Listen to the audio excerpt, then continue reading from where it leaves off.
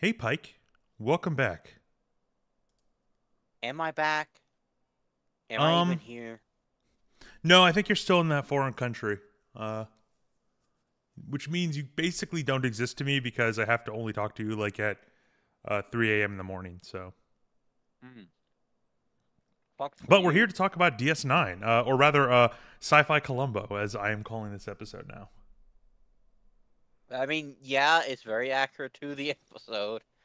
That is I mean, it's weird because like basically, you've watched the first episode of Columbo with me, right? yeah, yeah, we did. Yeah, I mean, the premise is always he presents himself as not impressive in the least bit, right?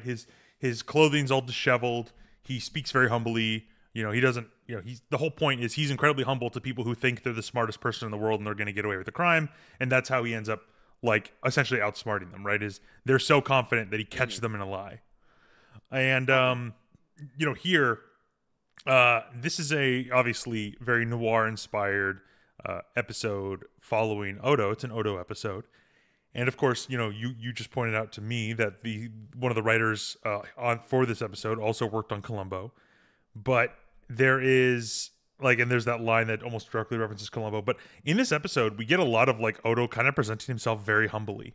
Yeah. He's this is a early Odo basically, so I mean, I think we can kind of just get right into it because this is an interesting episode. I was watching it and I was not super engaged rewatching it. I was kind of like, yeah, I kind of get what this is all going for, but it's not really for me. It's one of those things where I just did it. To me, this felt like a filler episode of DS9 until that final Hmm. scene, which ties it all together. And I remember Yeah. telling you about that when we were watching it because I was like, holy shit, like that retroactively makes me appreciate so much more of this episode. Yeah. And I think it's a pretty Plus, it good works episode. I don't really think we. well. Yeah, Sorry. I mean, no. I was It, gonna it say, worked. it. Just, God damn it, Pike. Go on, say what you need to say. God damn it. It works for the noir feel of it. Like, oh yeah, like the sort of like betrayal of expectations and like social norms and trust. Yeah, that's noir right there. What can you trust now in this world? Anyways, go ahead. Yeah, I mean, obviously, I remember I can't recite anything from it because I don't remember enough about it. But basically, it talks about the transition between like the Western and noir style of works for a while, because obviously a lot of there's a lot of theming that sort of ties the two genres together in a lot of ways in terms of like the no good and bad people, just sort of like like actions that some people take and things like that. So again, I don't know enough about westerns. I don't know enough about noir to really say anything on that. But what I will say is this definitely falls a very sort of similar vibe. They try and capture a lot of it. They have this sort of slow cold open where this woman Plara, she is speaking with Quark, which, as we know, Quark is a fairly dubious person. And the way they're speaking to each other, it's Mhm. as if they've worked in the past. She comments that during the occupation, Quark was pretty much what we kind of already knew is he did a lot of smuggling of goods inside the system and out. Mhm. And Yeah. she is some sort of old business partner of his. And, she's being very flirtatious, which Quark is always flirtatious with women, but she's obviously somewhat receptive, possibly because she knows she can get something out of it. And Mhm. she's asking him, I need. Oh, I just want to point out. So one of the things, this is funny because I'm just reading the transcript, and I don't think this is as intentional. One of the things that's oftentimes cited as like the worst way, or not worst way, the most cliche way to start a book is it was a dark and stormy night. Mostly because Mhm. that's just used all the time. The transcript for this says it's a dark and stormy night, and the electric is off, which Mhm. that ends up being a plot point later. There is no power at the moment, so she's using all these candles. But she Yeah. basically asks Quark for a favor. She says that during the occupation, when she was on the station, something was hidden inside one of the walls, and she needs it, and she needs him to get it because she can't be seen on the station. So, fairly simple setup. Quark needs to do something dubious. Somehow, Odo is going to get involved. Um, Yeah. the only thing I really want to comment on this, I mean, obviously, I mentioned that she's being flirtatious. They reference Umlaut, which is kind of funny because she says, like, oh, you'll have my standard fare. Uh, and let's. Oh, she says I could pay 5 bars of gold latinum. Uh, and as always, my personal gratitude. She says in a sort of flirtatious way, and then Quark kind of traces his ear, which we know there's like a umlocks for Ferengi, the very Oh. pleasurable act of having your like ear massaged. Implies she was doing that before. But Mhm. let's see. The thing I wanted to comment about this scene is this takes place on Bajor, as we sort of learn, and this is a kind of a weird side of Bajor that haven't seen before. Mostly, what we see is farmers, the military, uh, or the religious side of Bajor. But she seems to be almost like maybe some sort of wealthy nobility or some form of I don't think they have nobility on Bajor, but she seems to be of the upper class, right? This is something we don't Yeah, generally the see. educate. So her dad, I mean, not her dad, her husband, spoilers, was a chemist, and it's like, yeah, probably make good money, and then, um, Well, we later learn becomes how he interior. probably did make good money, but she Yeah, seems to have kept the wealth. Uh, but again, yeah, she's a she has a dubious philanthropist. favor. Yeah, she has a dubious request for Quark. But I thought it was interesting because for a second, like I remember seeing this like scene and thinking like I didn't realize she was a Bajoran at first because she's dressed all nicely and very like extravagantly, and I'm Are like, you saying you know, Bajorans can't dress no, nicely no, and no. I'm not. extravagantly? I just explained to you that we generally see Bajorans in the context of like Uh, farmers, like military people, mm, or religious people. None of those mm, people are known for dressing like wealthily or extravagantly. mm, mm, Okay, mm. okay, all right, all right. You caught me. I am bigoted towards the fake alien race. But anyway, Mhm. so we don't have to keep looking at this Bajoran, I guess. We can move on to the next scene. Uh-huh. Um, and this is a scene. So yeah, we get a opening log from Odo, which is kind of funny because he talks about how uh, let's see. Oh yeah, he says like Commander Cisco wants me to have an audio log, daily recording of law enforcement affairs. The reason for the exercise is beyond my comprehension, except that humans have a compulsion to keep records and lists and files. So many, in fact, they have to invent new ways to store them microscopically, otherwise the records would overrun all known civilization, which is funny. Uh, my own very adequate memory might not be good enough for Starfleet. I am pleased to put my voice to the official record of the day. Everything's under control, end log. So, I remember we had like a conversation about this, and I think we concluded that this generally just means he doesn't have like a daily log that he keeps, but he might keep Yeah, he like doesn't records offer and logs commentary. of. Yeah, he doesn't have he might have like records and logs of like, okay, so this is who I am arresting, this is why, this is the evidence, right? So that would be something that we would argue morally he pretty much has to keep to maintain a sense of justice, right? Like there has to be Yeah. like some system that he has to properly record who's arrested and why. Otherwise, that could be super abused. But we also know Yeah. that Odo has a very interesting view of justice, as prior episodes have suggested. And I don't know. I like thinking back on it. I know we kind of like I ended up agreeing with you, but I still sort of think him not keeping a daily log of records is definitely still something that's fairly dubious because it's the nature of. So here's an interesting thing you might like to know. Um, and this is also news for everyone out there. There is an interesting way to get almost whatever you want into evidence during a trial, because obviously during trials there's all these different rules and laws as to what can be evidence or not. However, Mm-hmm. daily logs can almost always be introduced as evidence in a lot of cases because they are not seen as someone who wrote information for the sole purpose of a case, but rather as a like, oh yeah, this is a habitual activity that they participate in. So if you keep a daily log of what you do, that can be introduced as evidence as a daily habit. Those tend to be able to get over hearsay exclusions, or that is a pretty strong hearsay exclusion. It gets over hearsay. So Mm-hmm. just a Mm-hmm. little thing there. But the reason a lot of organizations have to keep daily logs is so that they have records that they can introduce for these sorts of like legal matters, where it's like, Mm-hmm. hey, we have to be able to legally show how we operate day to day so that no one can, claim we're not doing otherwise. But the Yeah. last thing you want is like these records to be created, falsified in lieu of litigation, right? So, obviously the point is, a lot of organizations have to keep records for the sole purpose of they don't want to get like sued or in trouble. Odo needing Yeah, to do and that is also that's kind a of funny. yeah. So the reason I can go for two prongs of why he doesn't do it, slash doesn't have to. So first off, the Kardashians probably did not give a shit, in terms of like like Definitely for the the occupation. I would say in general they probably care about records, but when it came to the occupation, they were probably more than happy to bend some rules here or there. well, Ducant in particular would he would probably know to trust Odo, or at least would go with trusting Odo and his word. Um, it gets shit done, and he can't push against Odo because the value Odo would have would remarkably diminish if it came off as like, oh, so you're just forcing him to be an agent of you, right? Yeah, And then as there's one line that for really sort of crystallizes Odo's role during the occupation that I really like in this episode. But yeah, go on. yeah, and the other side is so it's like maybe a year since the end of the occupation.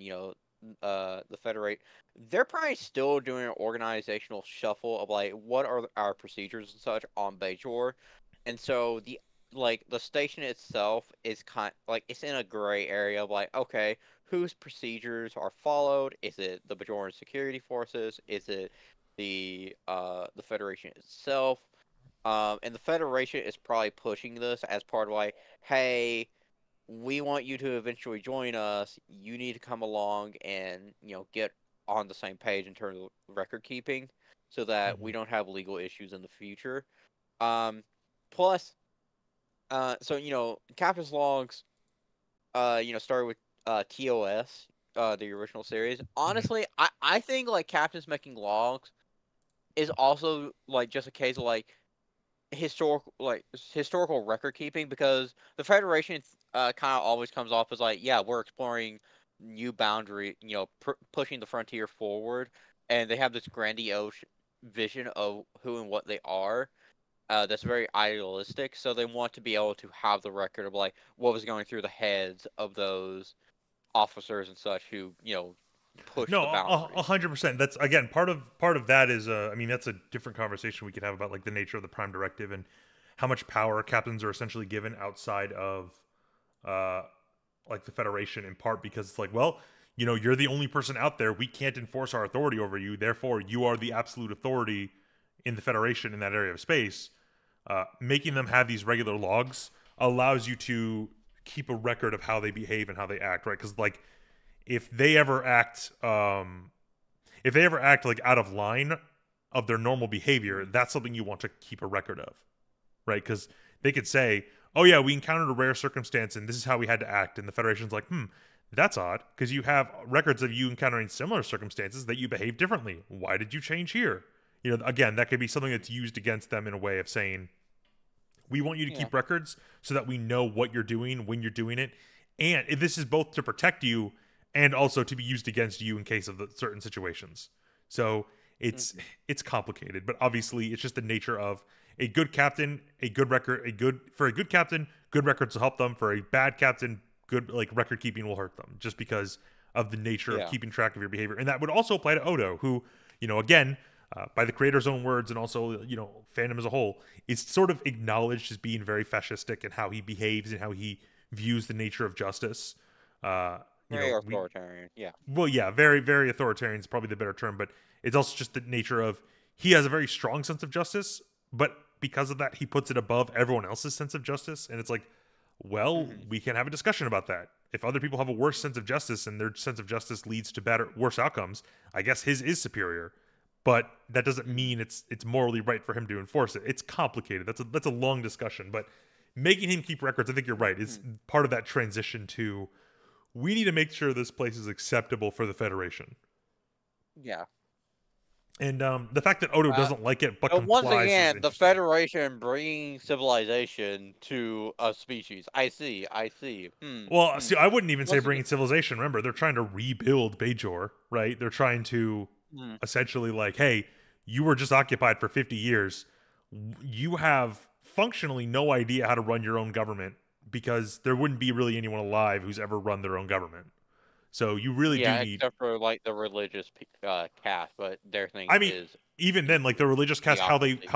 yeah, you're right, how they function would be not just vastly different, but I mean, like Yeah, their views would have greatly changed. So it's just that nature of we're trying to help you rebuild, but as such, it is something that is expressed later on. It's the nature of the Federation does sort of impose its will on the places it pulls into their society, right? It's like, well, if you're yeah, joining, like it's like if the Federation encompasses your area of space in some way, right? Whether it's all the planets near you are part of the Federation and you're not, you're going to be you're affected in by the sphere of Federation. influence. You're Yeah, gonna, yeah, you're going to be influenced, like even if you don't want it to happen, right? It's just the nature of how these things hmm work. Is like you're going to become them over time. Just culture is going to bleed into you, and if the culture is more dominant than yours, that could be a problem. And admittedly, the Federation does have the Prime Directive is in part in place to prevent that, but it's not going to be perfect. So yeah, I mean, we've talked a lot about this like one like little detail, but it's Odo. One thing I do like is it is Odo. He like we don't see the conversation that created this event, but he is curtail like he is basically like relenting to their will. Cisco wants him to do this, so he does it, right? It's not like he's being forced to do it, or in a way, he's being asked to do it. Um, hmm and he's complying probably out of respect for Cisco, which I believe is sort of the implication. Um, hmm but yeah, then we cut to the promenade. Quark and Rom are sneaking around, and Rom keeps asking questions, and Quark keeps like telling him to shut up. They need to get into an old storage room that is the room that Quark needs to get in, and he says he's able to open a pulsatel lock in 25 seconds. And Rom's like, 25 seconds, but somebody will see us. Let me do it. And Quark is like, yeah, sure. If you're doing it, we'll be here all night. And Rom's like, nah, I can do it in 10 seconds. And Quark is just like stunned. He's like, how can you release it in 10 seconds? Like, well, you have one in our storeroom door. He's like, yeah, so? It's like, well, sometimes when you leave me, you forget to leave me the de-sealer and I have to get the storeroom open. And Quark is like, so you can know how to do it in 10 seconds? Like, you forget to leave me the de-sealer a lot. So it's yeah, um but yeah, horrifying. so this is the first introduction that Rom, well, I don't think it's the first introduction that Rom is like good at tech stuff. But this is kind of the first introduction that he's really good at tech stuff. Like he's not just hmm like the implication is a pulsatel lock seal is probably super strong. Um hmm Quark finds almost pride into it. It's like, oh yeah, I can get it in there in 25 seconds, and Rom can do it in 10. Um, Yeah. and then Rom. Meanwhile, a lockpicking lawyer could just take a hammer and just bang it once and boop. Uh, I think the implication is like this is because like, I think the implication I like right is they say the device to open it is called a de-sealer, right? hmm So it is somehow sealed, like no locks or anything. It must have some sort of. I mean, we don't know what that means, but it could be a situation where it's like they basically like almost weld it shut, and you need a special device to unweld it. But regardless, Big Sealant's gonna come and put Rom down for showing that their product is garbage, I mean, just yeah, like they might lockpicking try and lawyer. kill him. It's like, it's oh man, see now I'm just imagining Rom. It's like lockpicking lawyer here. It's like he's just like Lockpicking Rom. lockpicking We're Rom. not making fun of lockpicking lawyer. I like his content. No, I love It's his content. funny. His content is great. I mean, the fact that he's just like he's such a great. I don't know. I didn't know he was a lawyer for the longest time. I just thought it was like a clever name. But no, he's an actual lawyer, Yeah. which is cool. But it's just like I thought it was just Oh, like a did you see his April Fool's joke video? uh no, I And his didn't. big dick? You know what? I don't know if we should talk about this on this show. Uh It's a what wrench. It's just a wrench, folks. Oh, okay. So he just hits it with a wrench, I assume? No, so the whole joke is like he has all these like different sizes of wrench and he's talking about them, but he's always using terms like dick because that's like the brand like there's like Hitchcock and Okay. such. Like No, it's a okay, bunch of I dick get it. jokes. All right, Yeah, I get it's it. funny. But regardless, like Rom is able to get in there. It's very impressive. And then let's see. Rom says like this time, brother, you'll be very proud. There, you'll see. Uh, so and then let's see. Oh yeah, and then once he does it, Quark's just pissed. He's like, "Don't thief, don't deny it. You've been stealing from me. Like clearly, if you're able to Mhm. break into my storeroom, you must be stealing from me." And then he's like, "I'm going to change the entire lock system." Let's see. They go find behind the panel. He wants to use. He wants to burn off the panel, and Rom's like, "No, no, no! I have a better idea." And he pulls out magnesite drops, which he explains they will eat through duranium, one on each corner of the panel, and it will fall off. And again, Quark, he explains, "Oh yeah, like when you were in the Gamma Quadrant overnight, we did very good business. Naturally, I had to keep your profits safe, but you are the only key to the Latinum floor vault." So he found a way to break in. Uh, Yeah. which I mean, again, like this seems like inhumanly intelligent. Like this is where I guess it's early enough that we can't call it too much of a retcon. But Rom ends up being insanely intelligent later on in the series. Like he's still dumb, but at least engineering wise, he's insanely intelligent, and I'm not a big fan of it. It's one of those things that feels like you changed his character from what he was introduced as in an illogical way. Because he's introduced as an idiot, right?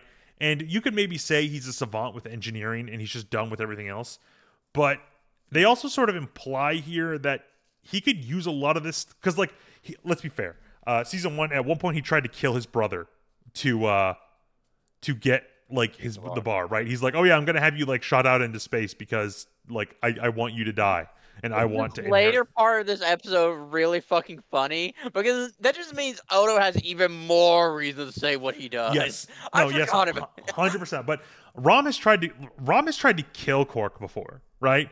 So if Mhm. you're telling me that Rom could break into these vaults, but he doesn't take anything, which I mean we don't know if he does or not, but like if he doesn't take anything, I'm like, okay, so you're kind of quickly changing his character. And maybe that was just a decision they wanted to make. At a certain point, they were like, Shit, no, this builds up later. This builds up later because there's a moment where they're in like oh fuck the negative visits again, and he takes over fucking Rom's has to stay with Rom because the negative is in Quark's place, right? And he notices amongst the mess because Nog by that point is gone. He's doing something. We'll get to that, folks. It's a great storyline. Um, but he notices, like, wait a second, this is product from my storeroom. This is product from my storeroom. And, like, Rom's like, no, it's not. It's just, Nog's favorite drink. And it's "Oh like, yeah," but ah, I mean, so I mean, yeah, he might steal stuff, but I guess like my issue is more in the sense of I don't know if you could show him being this dubious and this good with engineering, and he hasn't found a way to use that engineering in some way, right? Like, I mean, let's be fair, right? Like we were just talking about it, so I'm going to tie it in. There we go. Lockpicking lawyer, like he's really good at lockpicking, so he made that a successful career, right? Like, mhm. and it's like, Not the okay, lawyer part, just the lockpicking well, part. I have no. I mean, I don't know what he is. I don't know how good he is as a lawyer. I imagine if he makes enough with lockpicking lawyer, he doesn't need to be practicing. But the point is, like, if he is, so you made me lose my train of thought. Fuck. Sorry. No, it's I got it. So, if Rom is really this intelligent with engineering, and we've seen how clever and not clever, but like willing to do dubious things he is, I'm not gonna lie. Like, he could theoretically be like, yeah, I'm just gonna break into like all these bank vaults that I apparently have like these super unique and clever ways of getting in. And I'm like, yeah, you probably could. I don't know. Like, it's one of those things where it feels we're doing a character change of him. It's early enough in the series that it's probably fine. They're still trying to feel around for all these Yeah. different characters.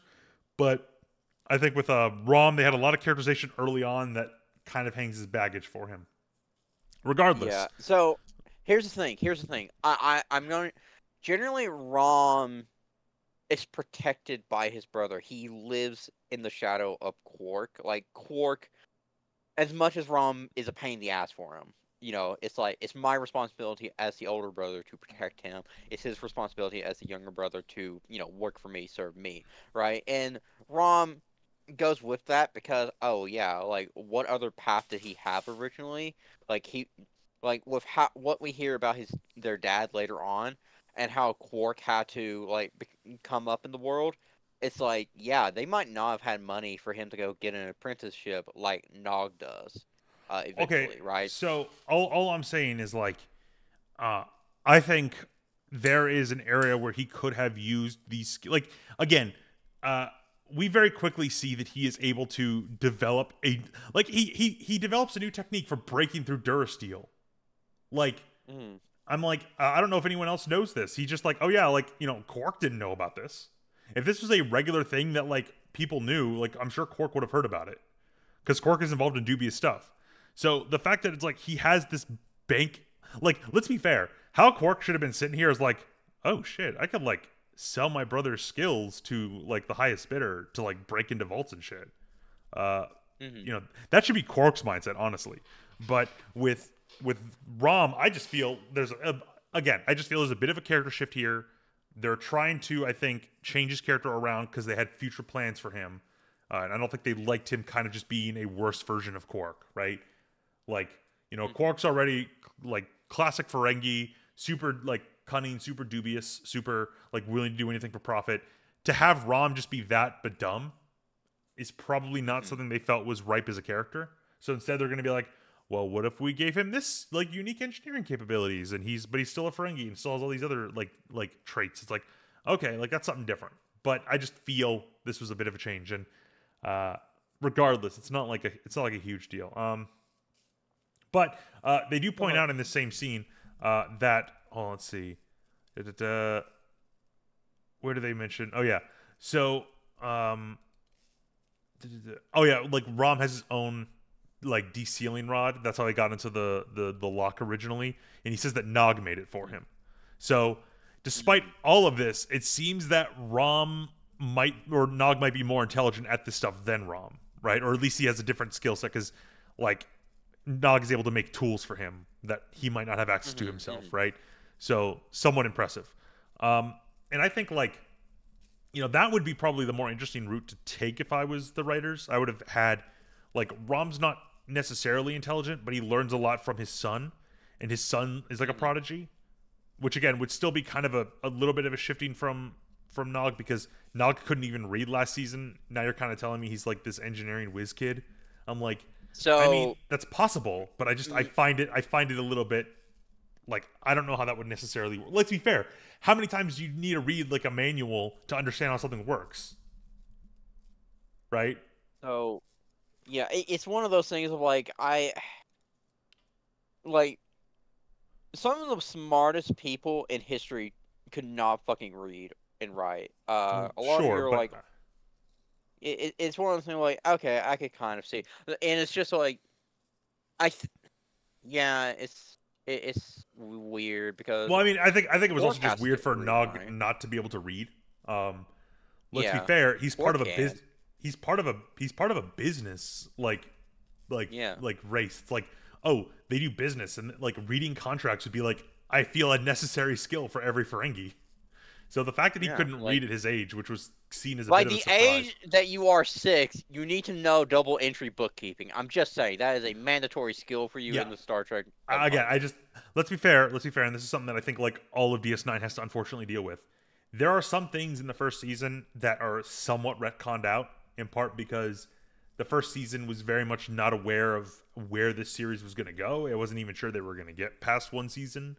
So there's a few things that they're kind of like, all right, we're going to kind of shift this baggage to the side and move forward, which is not the best way to do it. The best way to do it would obviously be to somehow incorporate it and improve the story as you change it. But, regardless, it's like, okay, so Nog, like, yeah, sure, he couldn't read, and Rom was a conniving little moron, but now, like, Rom is still a little, like, conniving little guy, but he's not a moron, and Nog is apparently also kind of, like, really smart, right? So it's like, those are just two facts that we kind of need to accept going forward. But they find this list in the storeroom, and it's funny because, like, the Pulp Fiction thing, they open up this wall panel, and it's just a glowing box is sitting in there. And it's like, why is there a light on this? So they find this box. They manage to open it. Like, Quark was told not to open it, so of course he opens it. And he finds a list in there, a list of Bajoran names. And he tells, he wants, like, Quark to get something to basically take a picture of it so that they have this list so they can reseal the box, put the list back in, but then figure out what the names are about later. Yeah. As Rom leaves, someone walks in. This was someone we saw in the first scene. Once Quark left the lady, this guy showed up from the shadows. So this is the same guy. Quark kind of says like, let's see, hold on. I'm trying to find like the exact line he says. Where is it? Oh, he's like, oh, you can't be in here. We're closed. And the guy raises the weapon. He's like, well, if you really want to drink, she sent you, didn't she? And she says she knew you couldn't resist opening it. He takes the list and he apologizes, says, I'm sorry. Quark's like, yeah, me too. And Quark gets shot and Quark dies. Yeah, that's like, yeah, that's he falls to the ground, dead. And, like, Rom sort of runs in, like, he's like, brother, somebody help. My brother's been killed. And then, Bashir shows up and he says, let's see. They're trying to figure out what kind of weapon. They're waiting for all these details. Spoiler alert, I was going to play it off as a joke, but I don't think we can. Quark isn't dead, obviously. I think we've mentioned him later on in the series. You didn't even try. Oh my god, everyone already knows that he's going to live. What would be the point in playing off the joke? Besides, fuck with the people. Well, it's literally in this scene. It's literally in this scene that Bashir mentions he's in critical condition. Critical condition doesn't mean dead.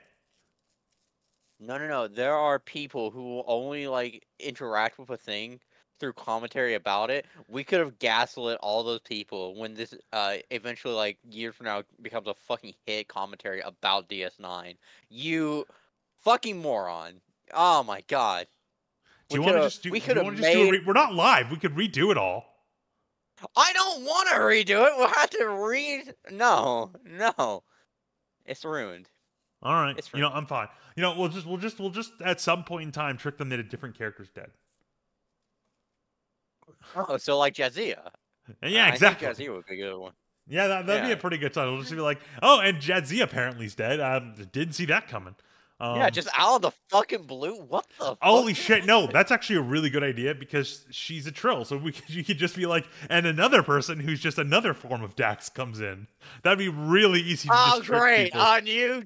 A new Dax. Cool. Just a fucking last minute change. God, the fucking writers are hacks. Obviously, yeah, and that would clearly just be like a I don't know, like a season, like, let's see, there's 7 seasons DS9. That'd be like a season 5 or season 6 like surprise to like renew ratings because people be like, oh man, ratings are going down. We need to kill off a character and make a big deal about it.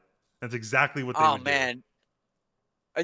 Especially after like there's big dramatic reveal that her and some partner can actually have a kid and they're gonna try. And it's just like, no. Yeah. Well, no one will remember it by the time we get there. So we're good. Just as long as no one ever rewatches these, which, let's be fair, no one watches them right now to begin with. So I don't think we have any risk of that. But yeah. Also, oh my god, I forgot. I can't believe I forgot. I wanted to introduce with this. So we're gonna take another tangent. This is a really great commentary. I have to tell everybody why I have this really great PFP. Do you want to tell them, Pike? Yeah. So, everyone. I teach English in Japan as an assistant language teacher. For my 6th graders in elementary school, we were doing my treasure is this. It's like part of a self-introduction thing, and kind of on the fly, the main English teacher asked me, "What is your treasure?" And I'm not big on material, so I was like, "Oh, I can't say a phone or anything." So I just said, "My best friend, Holowix." I did not say Holowix, but But I'm not telling you Holowix is his real name. In all fairness, you probably could have tricked the Japanese kids that Holowix is a real name. No, maybe, but anyway, I mean, Holloway is a real name. I mean, yeah, but anyways, so I had to go with that, and then eventually she's like, "We're making the cards for when they do the self-introduction. I need you to make one as well." I'm like, "Okay." So that is my attempt at drawing Holowix. This is the beautiful picture that was drawn of me that has me have the widest fucking neck in history. No.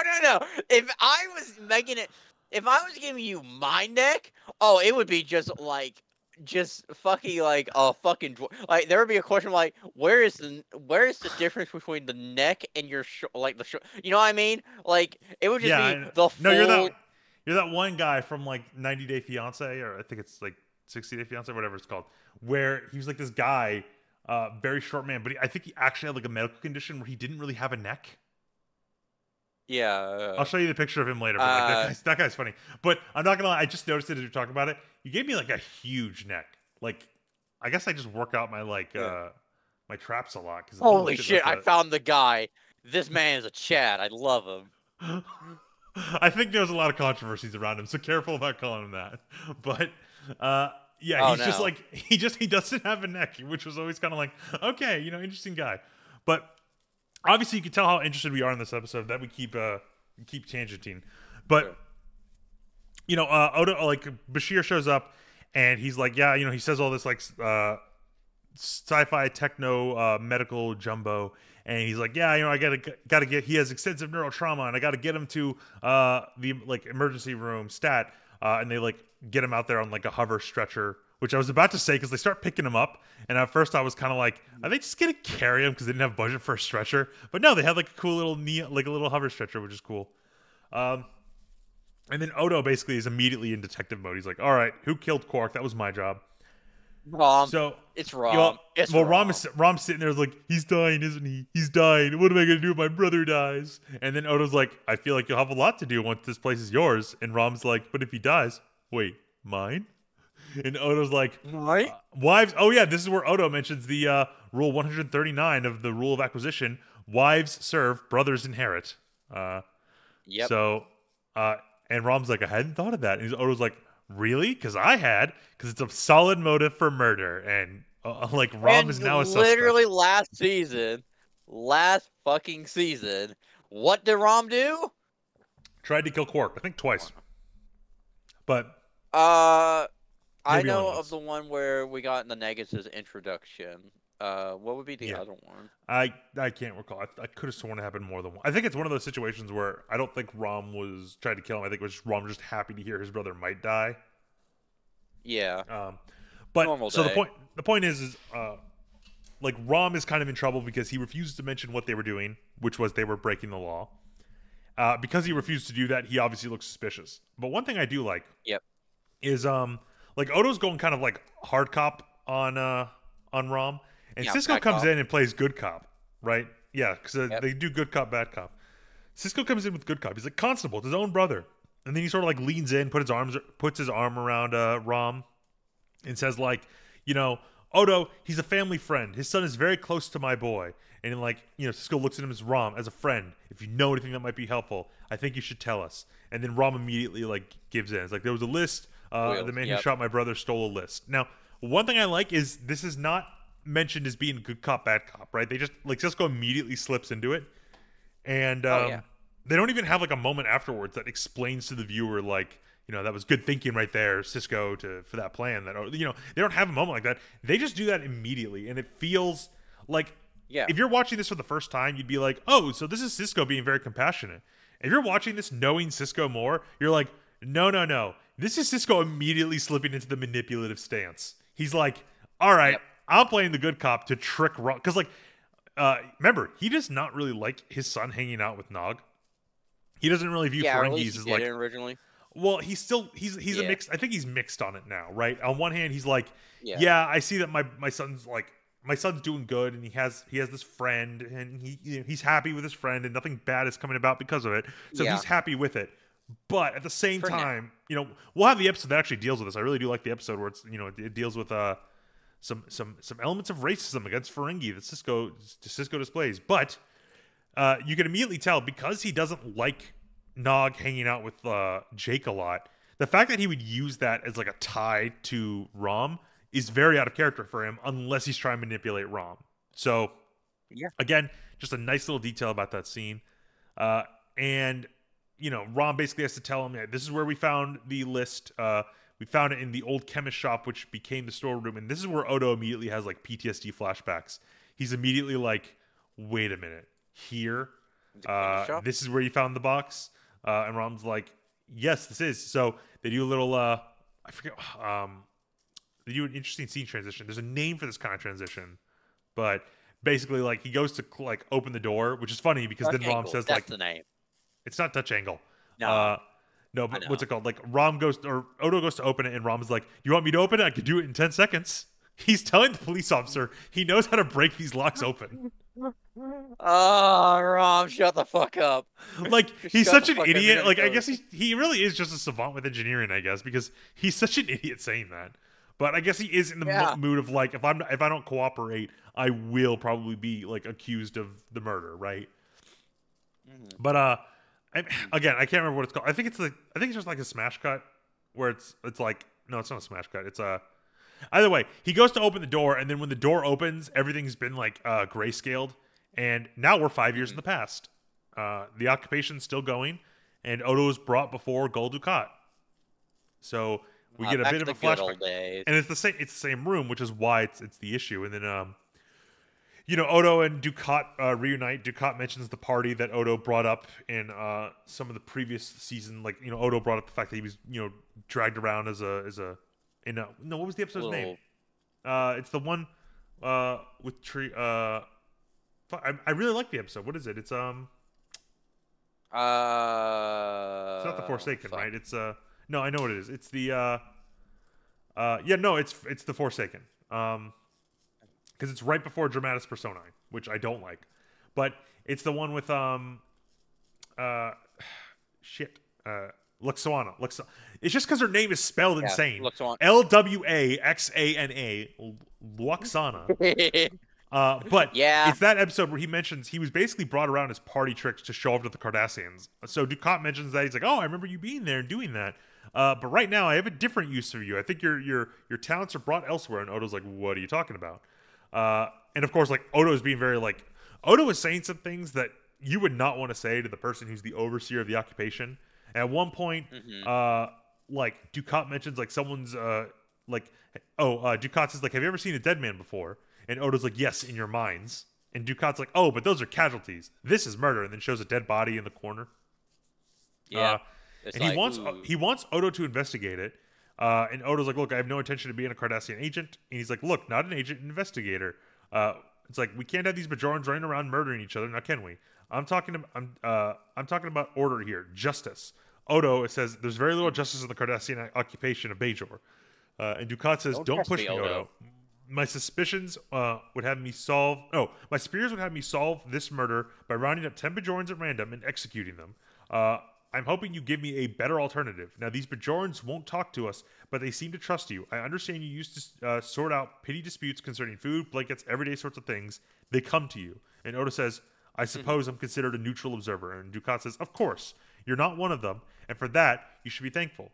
So here's one more petty dispute. Only this time, I'm bringing you in. Find the murderer." So this is Odo's like start as a constable, a man of the law in a way.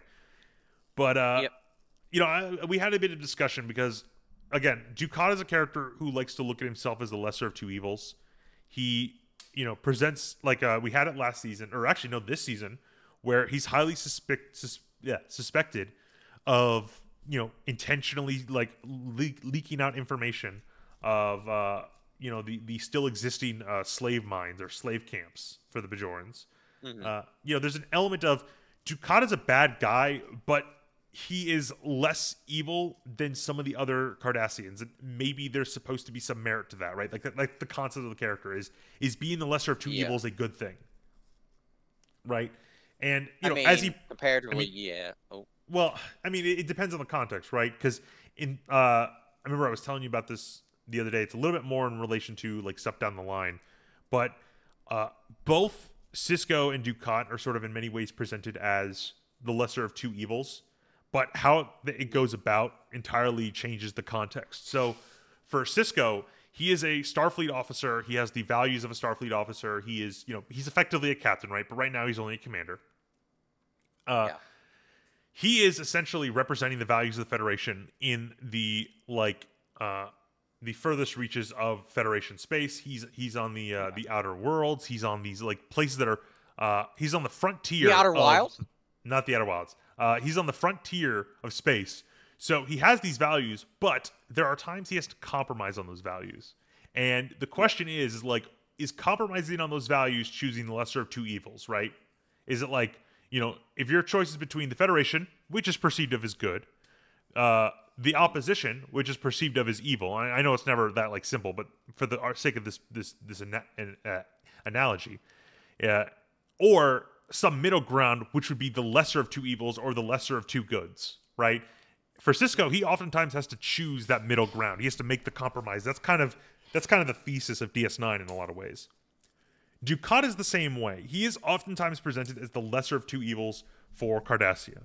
I think I can't remember if it's been mentioned yet, but one of the things he did point out is when he was running the Cardassian occupation, because it was a 50-year occupation, and I believe he was running the last 10 years of that, or the last 20 years of it. I can't recall, but I think 10. But he was running the last basically leg of those 50 years, and during that time, he outlawed child labor. He reduced deaths by I think like 60 or 80%. It's like, oh wow, okay, so I guess in a way, what you did is good. I mean, but in this context, it's just the lesser of two evils. It's complicated. Dukat's a complicated man, but here he's obviously presenting the alternative of like, look, I need to find who's behind this murder. My superiors think, don't waste your time on it. Just find 10 random Bajorans and kill them and say, this is the consequence of murder, is we're just going to kill more of you, so don't do it. Right? It's like, okay, the way Dukat's trying to go about this is he's trying to solve this in some neutral manner that doesn't result in more death. Alternatively, right, we don't actually know if he's telling the truth. For all we know... This could just be pity stuff. Well, I mean, he could just be trying to convince Odo. He's like, look, I need you to investigate this. I'm going to convince you to do this by saying the alternative is worse, even though the alternative was never presented, at all, right? It's like, right. As far as we know, his superiors are like, we don't care about a Bajoran being killed. So, but he does, because he's the one who has to, manage this place. So if people are dying, that's a problem for him. His superiors wouldn't care. He's the one who has to make the choice if he's going to kill the 10 people or not. So it's like, maybe he was lying about saying it wasn't his choice. We don't really know. But I just think it's always interesting when you look at Dukat as a character who is very interesting until the end of the series, in my opinion. But that's a different conversation. Yeah. So Odo is an investigator now. Let's see. Hold on, I gotta take a drink of water. You might say a constable. A constable. Yes. He's a Columbo right now. A Columbo. No, Columbo is a detective. There is a clear and measured difference. Do not ask me what that clear and measured difference is. I don't know what it is. He's a Columbo right now. His Columbo arc begins. It's his Columbo arc. So let's see. What's the next scene? Yeah, so we cut to the next scene, and we see Palra again. She is here, and it is her husband who's been killed. So Odo immediately recognizes, like, oh, you're not actually sad about this. Like, he explains that, he's like, you say you've been crying all day, but I know that when Bajorans cry, like, they have a swelling underneath their eyes. So I know you're lying. And let's see. So he doesn't immediately go into it. He builds, like, he gets introduced. Oh yeah, and he builds like he does have a few questions. He's like, do you have any idea who might have... and then starts pointing out the issue. Well, it's like, do you have any idea? It's a standard question. Do you have any idea who did this? And she's like, I have a very good idea. He's like, you do? He's like, might I be honest with you? He's like, my husband was having an affair. Some girl showed up to the station a couple weeks ago. He became infatuated with her. I don't know why. Why are men like this? And Odo says, believe me, I have no idea. We had 2 wonderful years together until she arrived, and now it's like you loved him very much. It's like, of course I did. Then perhaps you'd explain something I don't understand. Mr. Vatrick was found dead 2 hours ago, and you haven't shed a single tear. And she says, what makes you think that? It's like, by necessity, I'm an observer. When humanoid cries, the epidermis below the eyes swells noticeably. Your epidermis is perfectly normal. She's like, I've been too angry to cry. And he's like, oh, of course. You were about to accuse this other woman of murder, I believe. And she's like, of course. His indiscretions to me days ago, but said it was over. Let's see. And when he broke it off with her, she killed him in a jealous rage, or something like that.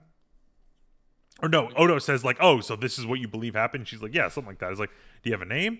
And we do have a name. It's Kira. Well, no, she doesn't have the name, but she can point her out. And it's like, yeah, it's Kira.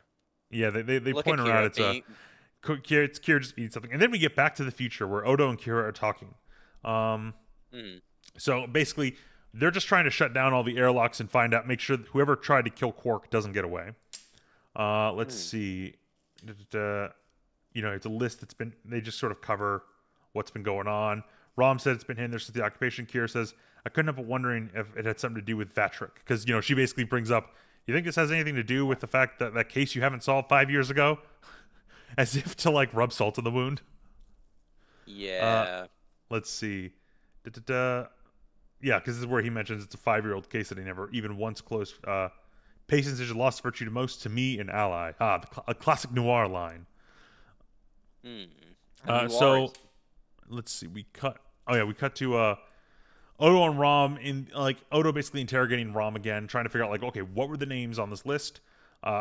He tries to talk Rom through it. It's really he tries to basically do a simple exercise of try and remember it, clear your mind, accept the list. Rom can't really remember anything from it. He remembers a name, possibly Chessel, but yeah, Chesso, yeah. Sorry, there was an exclamation mark I read as an L, and Chesso, and then Odo basically goes to Kira. Let's see, and says, yeah, she's like, do you know anyone named Chesso? And she's like, let's see, nope, don't know anyone about that. And then he asks, do you remember anyone from those days on the station? Let's see. She's like, no, it was very long ago. Let's see. And then Kira mentions, we never talked about that. And he's like, yeah, so basically, they're talking about how he was basically investigating her for the crime, but he basically concluded she was innocent of the crime, and she says, that wouldn't have mattered to the Cardassians. You could have just ratted me out, but you didn't. Again, it's sort of building some of their relationship, because, again, a Cardassian would have been oh, you believe she's guilty? Okay, we're just going to decide she's guilty. We know Cardassians are a lot like that, so that could have been something Odo did, but he didn't, because he does have that sense of justice, and that's something that, Kira respects about him.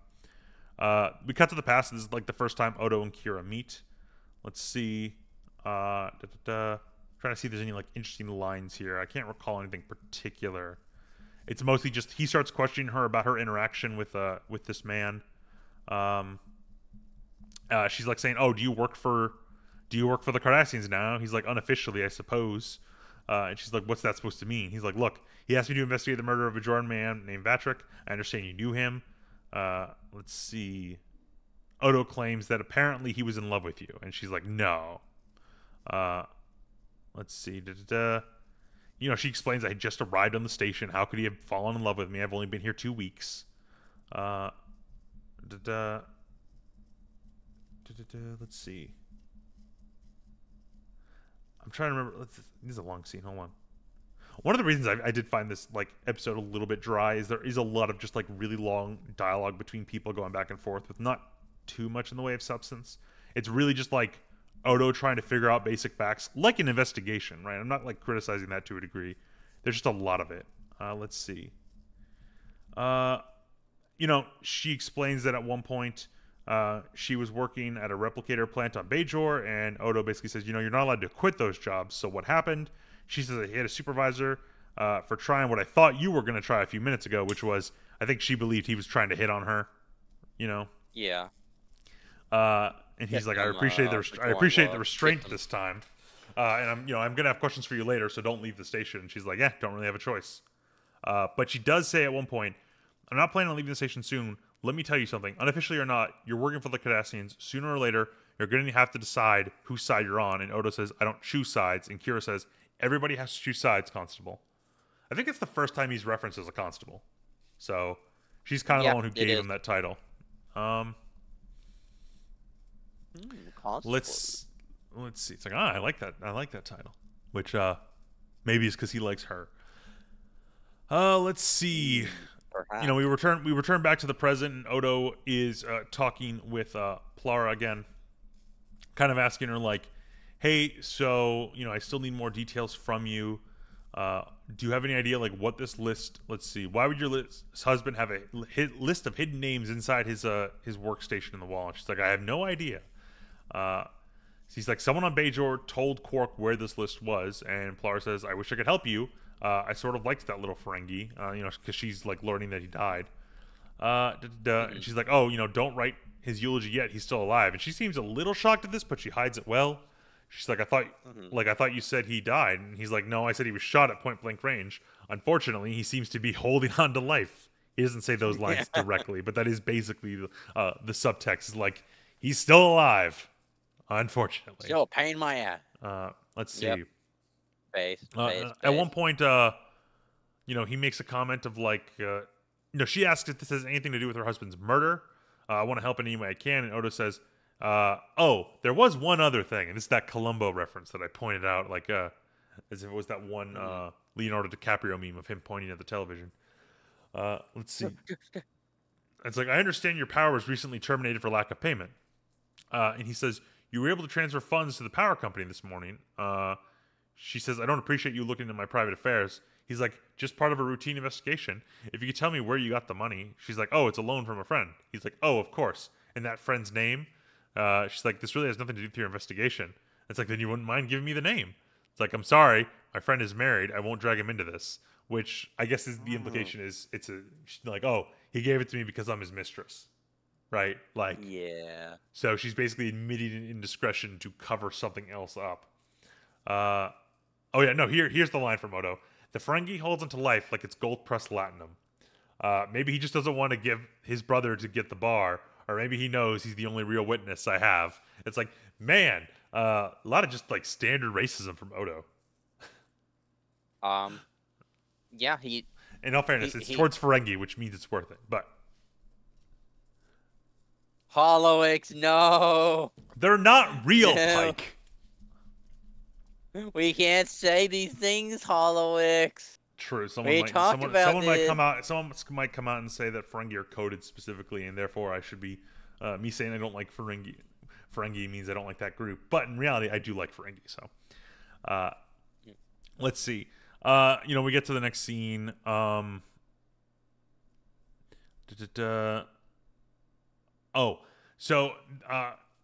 mentions that he mentioned the name Chesso to the Vatric woman.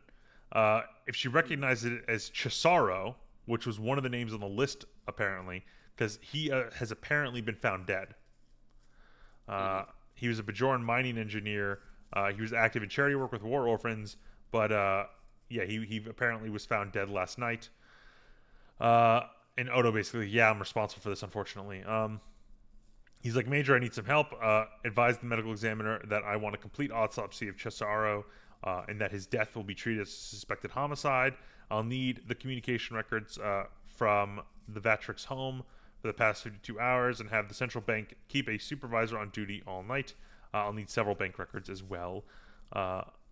Basically, like, Odo's getting more and more stressed. He needs more details, and now people are dying because he's not solving this crime. So,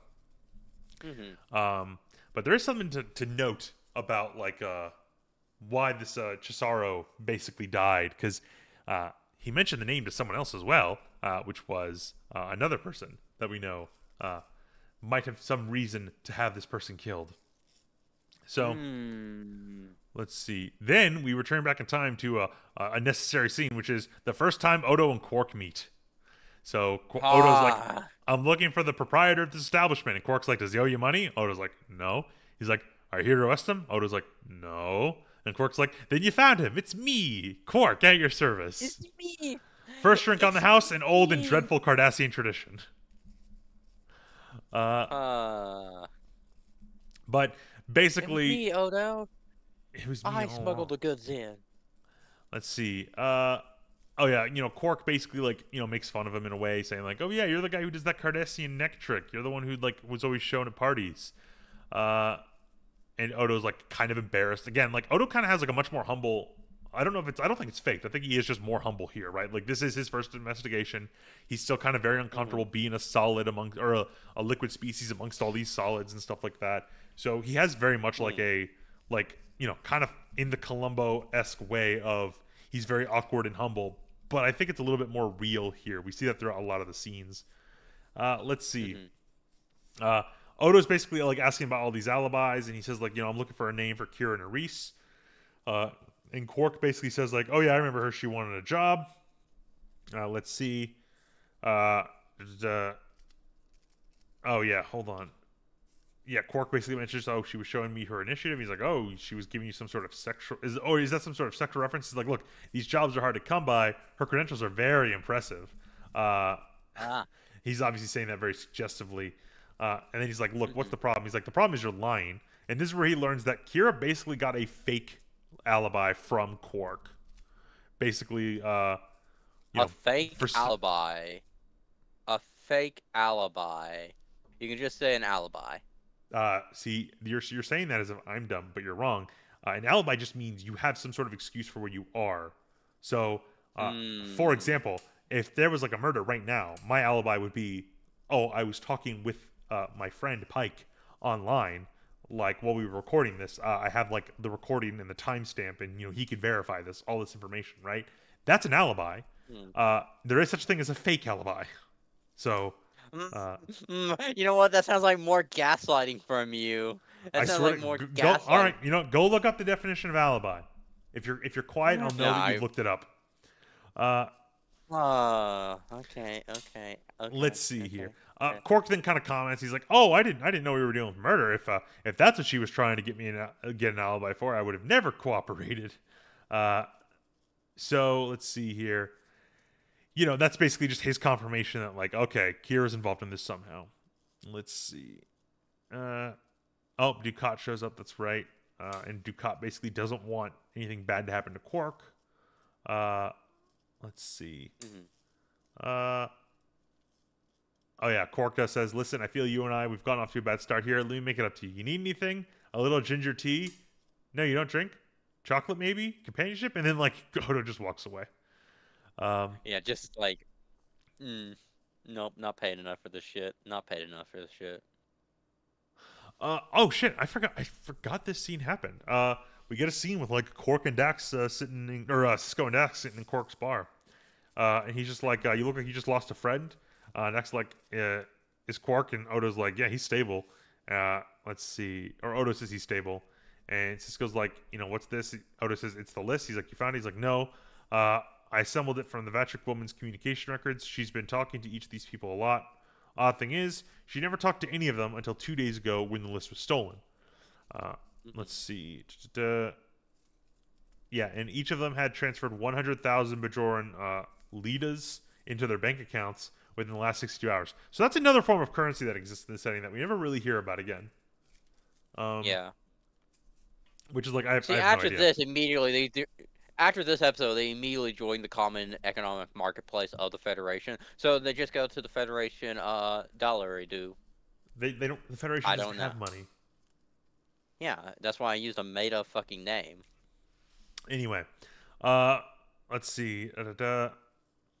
Oh yeah. So the thing that Odo figures out, the thing that's tied them all together is they all came out of the occupation with some kind of money. Like they were all fairly wealthy. Um, Hmm. And essentially, like Which what is Odo learns is interesting. they were selling their own world for profit. They were collaborators. Not even a Ferengi would do that. It explains a lot of things. Let's see. Uh, and like, let's see. With your permission, I'll ask the local Bajoran authorities to transport, like the Vatric woman here. Let's see. And then we kind of notice. Hold on. They make a point that the killer, who's the guy who killed Quark, he was sitting in the bar and he was like listening to this conversation. He kind of like walks out like, "Oh shit!" Like she's being found out. Yep. Um, One thing I do like, and this is a line that's probably put there intentionally considering later plot threads, but Odo makes a point that he was taught that other trick, the Cardassian neck trick, but no one ever taught him no one ever had to teach him the justice trick. That's something he's always known, and he calls it a racial memory from his species. It's really the only clue I have to the kind of people they are. Are the kinds of thoughts appropriate for a Starfleet log? I don't care. There's no room in justice for loyalty or friendship or love. Justice, as the humans like to say, is blind. I used to believe that. I'm not sure I can anymore. Which, the idea of a racial memory from his people is interesting considering the role his people play in the setting. But Hmm. I don't know if I would say justice is a racial memory from them. Not at least how Odo presents Well, it. Odo is very well, much in the he sense of doesn't like, know yet. yeah, he doesn't know yet. But what I mean is like a racial memory, right? It's like he probably does, given his species and what they are, he probably does have Mm. experiences from them, right? How he's Yeah. interpreted those is results in what he is now. Although, admittedly, like what his species is, we can't really say anything more than like what we like because that's a reveal for later. But one thing we will say is Odo was basically sent out when his people were very different in terms of how they interacted with the galaxy. they changed a lot Hmm. from when they sent him out till afterwards. So who he is already vastly different from his people. Maybe they were more that way in the past, but when we see them, they're not really going to be that way anymore. So uh, at this point, we see, we return back to the past, and Kira is like admitting that she was caught in an alibi. She didn't do the killing.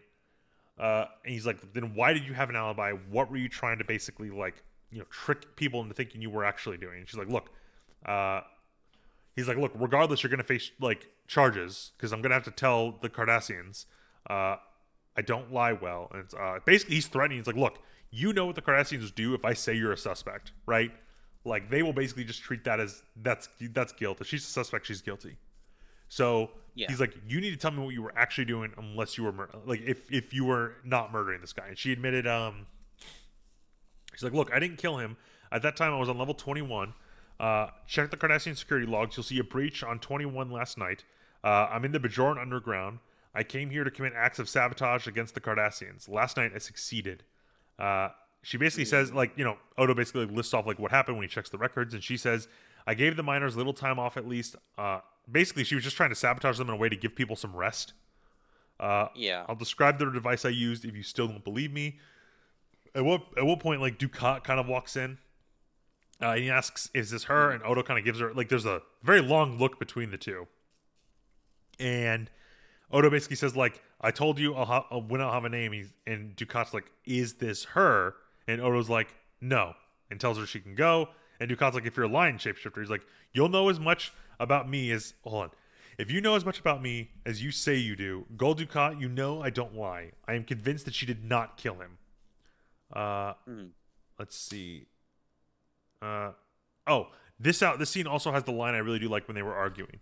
So again, Kira says like, when I tell you the truth, you'll have to choose a side. And Odo's like, no, I don't. And here's why. Like, that's why I was given this job. That's why all of you always come to me with your problems. I'm the outsider. I'm on no one's side. All I'm interested in is justice. If you're innocent, you'll go free. If you're not, I'll turn you over to the Cardassian authorities. That's the only choice here. So the thing I do like about this is it does show the value in his neutrality, right? His neutrality is the Cardassians and Bajorans can come to me for a neutral deliberator when they just need a problem solved, and like that is something that like is a value, right? And I guess like Kira is probably, I would argue Kira is kind of mistaken here in a way. We're saying you have to choose sides, but at the same time, I wouldn't say she's wrong. If nothing else, Odo is kind of being naive. But what I like is the idea that he presents an argument as to why that is still a good position for him to have, right? Yes, I can not choose sides, and here's why. It's better if I don't.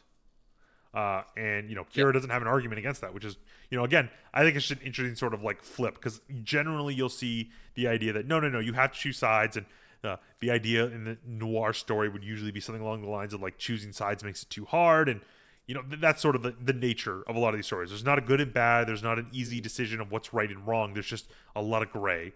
And here Odo's like, yes, but it's good that I'm in the gray. It's good that I don't have a side, because at the end of the day, you need that. Again, it's sort of showing someone who's neutral who can advocate for you. Yeah, like he said, he's not loyal to anybody. He's about justice. So to that end, one thing I think complicates the matter, right, is one of the lines he says, like, justice doesn't leave room for loyalty or friendships. However, Odo does develop friendships, which makes him following justice much more challenging. Yeah. So let's see. We get a scene in the doctor's office where the killer basically like walks up holding flowers and then immediately just stabs one of the Bajoran guards. He's just pretending to be a well-wisher, and then and then the part I find really funny, he goes up to the unconscious Quark and like grabs a pillow and tries to smother him, and I remember finding this funny because I'm like, imagine you're in this like futuristic sci-fi setting and a guy decides to smother you with a pillow instead of just like any other sci-fi way to kill you. I'm like, dude, just walk in with a phaser and shoot him. I guess he couldn't have got a phaser on the promenade, right? But it's just like, imagine being in the future. It's like, I'm sorry, we can't save him. He was smothered with a pillow. It's like, are you kidding me? Picard survived when he was stabbed in the heart. I can't survive when I'm smothered with a pillow. It's like, I'm sorry. But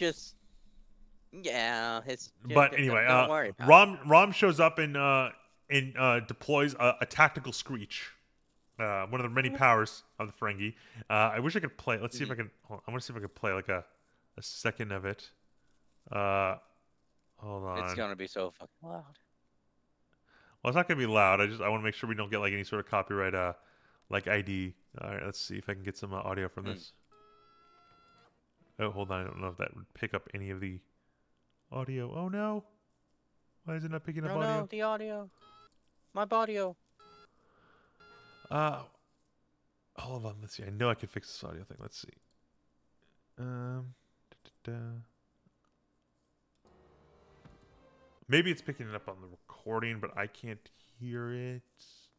Regardless, he gives like this just loud shout, and like the guy manages to wrestle and like knock Rom to the ground, but that just gives enough time and alerts enough people that Odo's able to show up and like stops the guy. Then Odo turns to him and says, good job, you just saved your brother's life. And Rom is like, I did. He's like, you're a hero. And then Rom just like looks at his brother who's now awake, and he just starts screaming again as Quark smiles. Like he's like, no, I could have owned the bar. But that's obviously the funny nature of it. So let's see. Hold on, I want to try and I want to see if I can get. Yeah, that's a great thumbnail I got. It's the scene of Rom screaming. But regardless, we see the guy who's been arrested and put in a cell, and the Plara is also going to be put in the cell. She's like, I want to, speak with my advocate. And Odo's like, certainly, I'll make arrangements for you to speak with him in time. Until then, because they basically realized with all the calls she placed, she was the one who wanted the list. She was the one who sent the hitman. She's the one who tried to have Quark killed. Yep. Right? So, Yep, normal day. she's on the list. Not the first time Quark. I will say this: until this next scene, which we'll get to the next scene, they put her in the cell and then walk out. I was not super pro this episode. I was just kind of like, yeah, it's fine. It's kind of a villain of the week, or just sort of a situation where it's like, yeah, this is just a filler episode. It's easily skippable. This scene makes it not skippable because it's a very good scene that ties all of this together in a great way. Because Odo's pissed, and Kira kind of senses why, and he's like, she realizes, and she asks him, when did you realize? He says, the possibility occurred to me when you got the name Cesaro so quickly. Your friends in the underground must have already suspected him of being a collaborator. Once I knew the 8 names were a list of collaborators, the murder of Vatrick made sense for the first time. He must have been a collaborator too. He had the money for ginger tea. He had the private quarters. He never had a motive. I never had a motive for his murders until now. His wife was kept in relative luxury. She surely wouldn't have killed him. So, who would kill a Cardassian collaborator? Someone in the Bajoran underground, of course. And this is when Kira basically admits, she's like, yeah, I killed him. And Odo's like, let's see. Look, I wasn't here to execute. So basically, like, he asks if she was sent here to execute him. She says, no, I was here to figure out who the other Bajoran collaborators were through him. But when she was getting that information, he walked in. She had to kill him in response. Let's see. And she's like, I came here to find that list. Let's see. It must have been why the Ducat chose me to investigate. He had to stay far away from this incident as he could so as not endanger his network of Bajoran sympathizers. Because again, they were his network that basically he used. They would, rat out elements of their society in exchange for different favors. Money. Let's see. Kira says, obviously I never found the list, but that's what I was looking for in the shop when Vatrick walked in on me. Odo says, I misjudged you, Major. You're a better liar than I gave you credit for. And she says, you were working for the Cardassians. He says, I haven't been for more than a year. You've had all that time to tell me the truth. Why didn't you? And she says, if I tried to tell you the truth 100 times, what you think of me matters a lot. I was afraid. Like, this is a very dramatic scene. Obviously, I can't really convey it the same way. But, it's a very heartfelt scene where she basically admits, like, I wanted to tell you the truth, but, like, you're my friend, and I had already lied to you for 4 years. I kind of had to just lean into it at that point and figured I could hopefully let it die. And Odo's kind of pissed because, to him, not only was, like, justice essentially subverted for a long time, he was lied to. His view of his friend completely has changed. And Odo says, you were worried this might affect our friendship? Maybe it doesn't have to. And Kira asks, will you ever be able to trust me the same way again?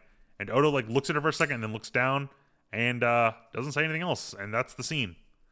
And I think this is a really, like, this again ties a lot of it together because initially you're sort of sitting there thinking like, okay, this is a murder for like a character 5 years prior to the start of DS9, or 4 years prior to the start of DS9. It is Hmm. really not super relevant to ongoing characters. It might be relevant to explain more about Odo, but I think we already have a really good picture of Odo, right? Like season one, you can give us Yeah. these episodes with Odo that are sort of standalone because we don't know the character and you're trying to tell us who the character is. When you show this flashback of this character Odo in the past, it's like, well, we don't really learn much of Odo. Like, we kind of glossed over it. The scene where Quark and Odo first meet, like, all you kind of learn is, yeah, from the very get go, like, Quark lied to him and tricked him and didn't tell the truth. So, as such, like, Odo kind of always has Hmm. the suspicion of him. And it's like, yeah, I can kind of imagine that. You didn't need to tell me that. Um, I'm not saying it's a bad scene to show. I'm just saying, like, it's one of the situations where I don't really get a lot from that scene. And as such, Hmm. it's like, okay, I'm a little tuning out on the scenes, like, whatever. It's well acted and all that stuff. I'm not saying it's bad, but obviously we've watched DS9 so many times right now. It's like when I'm rewatching this is not an episode I generally go back to rewatch. However, this final scene really does make it because it ties it all together in a way that's, so all of those prior scenes were Kira and Ducat essentially manipulating Odo and Odo at the center of all of it. And now when he Yeah. kind of realizes that at the end, he sort of like looks back on it and like in the negative and thinks, huh, this is definitely going to change our relationship, isn't it, Kira? And going forward, we're going to kind of see some hesitation there. We're going to see like both the characters understand each other better a little bit, which is nice. But at the same time, they are both now like, we did our the start of our relationship was me lying to you. How does that affect our relationship going forward? It's like I really don't know. So that's just kind of where they're left. And yeah, I mean, Yeah. generally, I write this off as a pretty good episode. I don't know if I mean, what do you rate it? Because I'm a little bit on the fence here. B. It's a B. Like, it doesn't So, do anything. Like of like it's the fact we get this. Like now we have this issue with like the Kira situation. It's like, oh, that's interesting. That's what bumps it up from a C to a B for me. Of like, yeah, C. It's like, yeah, this is just a story where like we're just getting reinforced.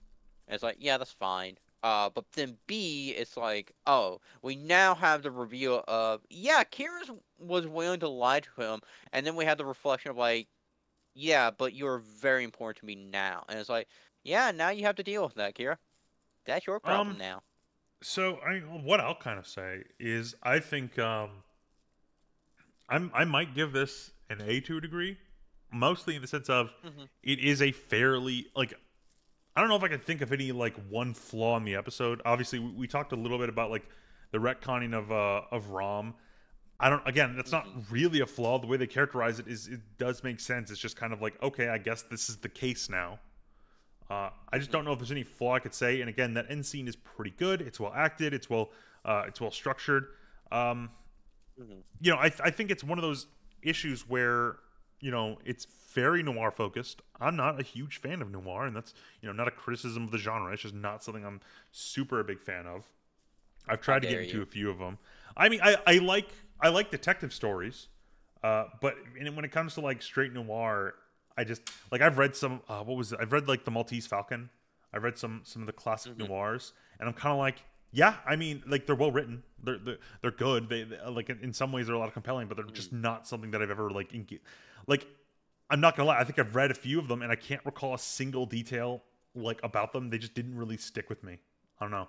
Hmm. And when it comes to this episode, it's kind of the same way where it's like until we rewatched this episode, I was like, oh yeah, what happens in this episode again? It's like, oh yeah, it had these collaborators, and I don't know. I almost want more stories involving the collaborators because I feel that was a really cool thing to talk on. Like, what is the nature of people who? I mean, let's be fair. At what Hmm. point are you a collaborator when your society has been run by the Cardassians for 50 years? At that point, that's your Hmm. society.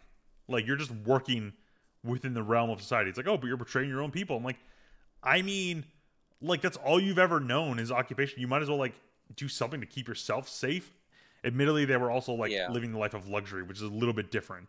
Although Yeah. one thing we do get right is two of the collaborators, or like the wife of one of the collaborators who was the man who was killed, and the other collaborator who was killed.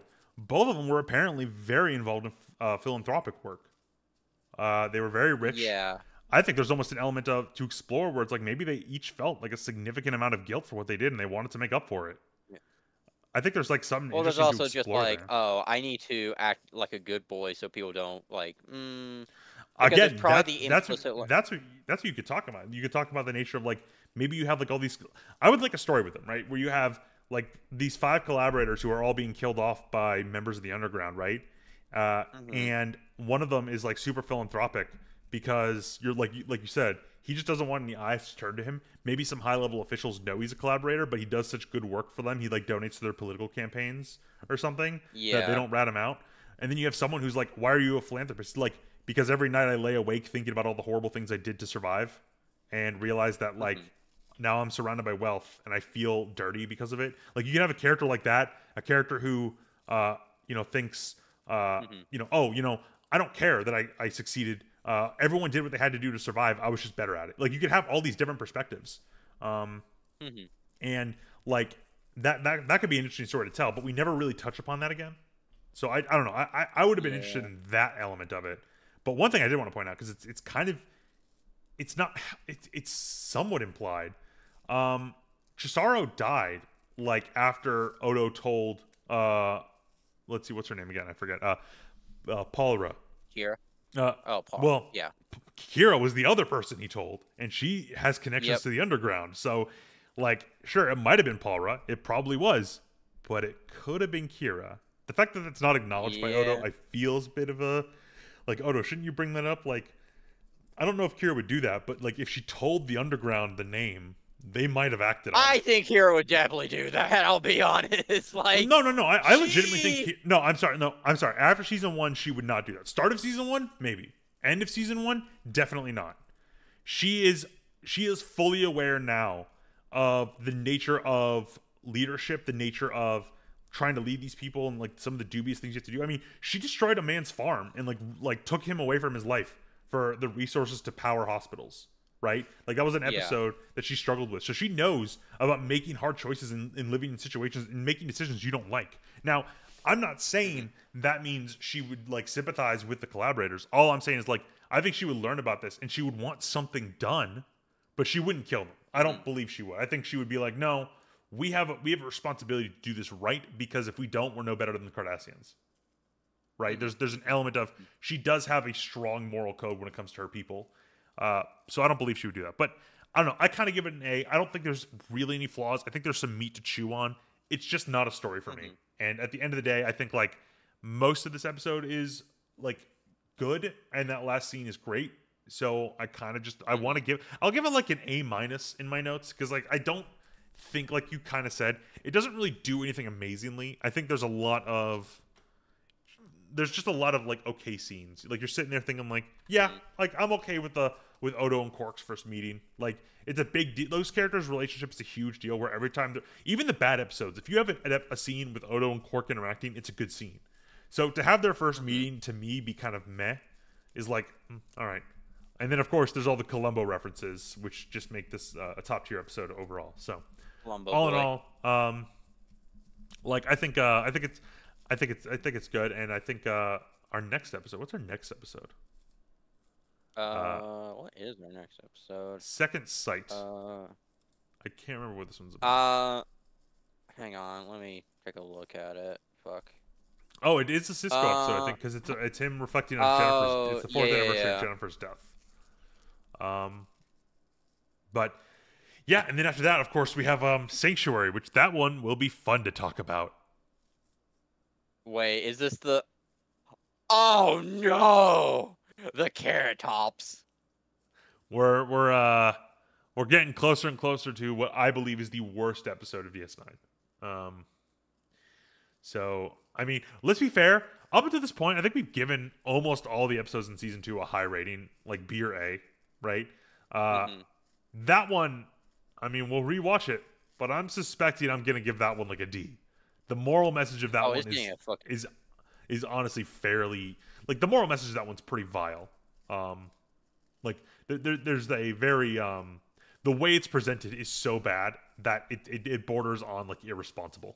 Um, so That's just something Yeah. we'll talk about when we get there. But until then, we have another episode before that. So this has been Hollow Oaks and Pike talking about DS9. So we will see you all again next time. Say something Yeah. final so I can cut you off, Pike. Fuck you.